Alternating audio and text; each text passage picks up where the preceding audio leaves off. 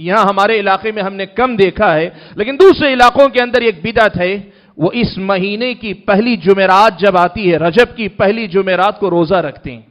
رجب کا خاص روزہ سمجھتے ہیں۔ رجب کے پہلی جمعرات کے روزے کو وہ لوگ سمجھتے ہیں کہ وہ شریعت کا مسئلہ ہے، دین کا مسئلہ ہے، روزہ رکھا جاتا ہے۔ اور رجب کی اسی پہلی جمعرات کی جو رات آتی ہے، جو جمعہ کی رات کہلاتی ہے، جمعہ سے پہلے کی رات، اس رات میں لمبی لمبی نماز پڑھتے ہیں۔ اس نماز کا اہتمام صلاۃ الرغائب ہے، ترغیبات والی نماز کے نام پہ لوگ پڑھتے ہیں۔ میں نے جیسے کہا ہمارے ہاں اس کا اتنا چلن نہیں ہے، لیکن ایسے بہت سارے علاقے جہاں یہ بدعت رواج پائی ہوئی۔ رجب کے مہینے میں کچھ لوگوں کے پاس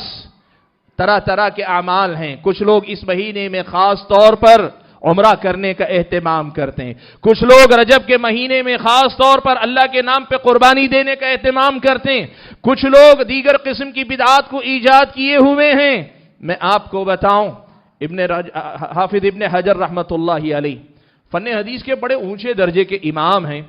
انہوں نے ماہ رجب سے متعلق جتنی حدیثیں لوگ بیان کرتے ہیں، ساری حدیثوں کی تحقیق کرنے کے بعد خلاصہ اور نچوڑ دیتے ہوئے یہ کہا ہے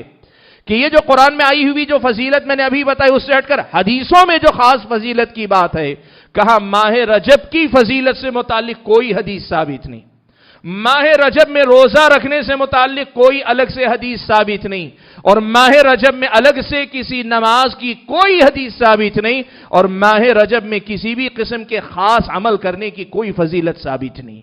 یہ اللہ تعالیٰ کے محترم مہینوں میں سے اس کا احترام کریں، لیکن الگ سے خصوصی رجب کے مہینے کا کوئی عمل اسلامی شریعت میں نہیں بتلایا گیا۔ اس لیے کل اگر آپ کے سامنے کوئی آدمی آ کر یہ کہے رجب میں یہ کرنا چاہیے، رجب میں وہ کرنا چاہیے، کم سے کم پہل یہ کرو کہ اس کے بارے میں تحقیق کرو کہ قرآن و سنت میں ہے کیا،